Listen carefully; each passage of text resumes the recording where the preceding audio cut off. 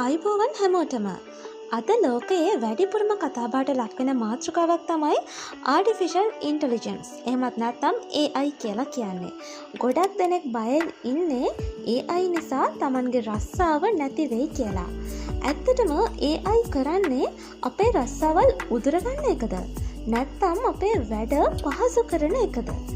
අද වීඩියෝ එකෙන් අපි කතා කරමු AI නිසා අනාගතයේදී වෙනස් වෙන රැකියා වෙළඳපොළ ගැන. මුලින්ම බලමු අවදානමේ තියෙන රැකියා මොනවද කියලා. විශේෂයෙන්ම එකම දේ නැවත නැවත සිද්ධ වෙන රැකියාවලට AI ලොකු බලපෑමක් කරනවා. data entry සහ සරල ගිණුම් කරන කටයුතු. customer support. chatbots හරහා මේක දැනටමත් සිද්ධ වෙනවා. සමහර මූලික මට්ටමේ content writing වගේ කටයුතු ඒ වගේම පරිවර්තන කටයුතු.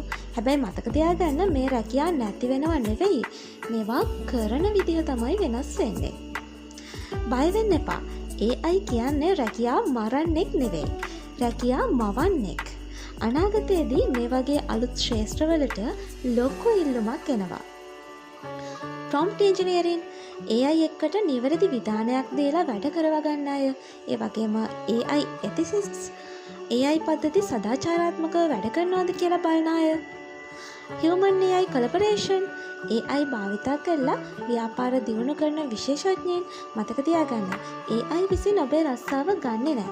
නමුත් AI භාවිතා කරන පුද්ගලයා විසින් ඔබේ රස්සාව ලබා ගන්නවා. එතකොට අපි කොහොමද මේකට මුහුණ දෙන්නේ? ඔයා දැන්ට කරන රස්සාවට AI උදව් කරන විදිය ඉගෙන ගන්න. උදාහරණයක් විදිහට ඔයා ග්‍රැෆික් ඩිසයිනර් කෙනෙක් නම් සමහර ටූල්ස් පාවිච්චි කරන්න ඕන විදිය ගැන ඉගෙන ගන්න. නිර්මාණශීලීත්වය, නායකත්වය සහ මිනිස් හැඟීම් කියන දේවල් AI වලට කරන්න බෑ. ඒ දේවල් දියුණු කරගන්න. වෙනස් වෙන ලෝකයේත් එක්ක ඉක්මනින්ම වෙනස් වෙන්න පුරුදු වෙන්න. ඉතින් AI කියන්නේ බය වෙන්න ඕන දෙයක් නෙවෙයි. අපි අතට ගත්තොත් ලෝකේ දිනන්න පුළුවන් සුපිරි බලයක්. ඔයාලා හිතන්නේ මොකද්ද AI ගැන? ඔයාලගේ රස්සාවට AI බලපෑමක් කරයිද? හැමෝම පහලින් කමෙන්ට් එකක් දාන්න. ඉතින් මේ වගේ වීඩියෝ දිගටම බලන්න අපේ channel එක subscribe කරන්න. ඊළඟ වීඩියෝ එකෙන් ඉක්මනින්ම හමු වෙමු.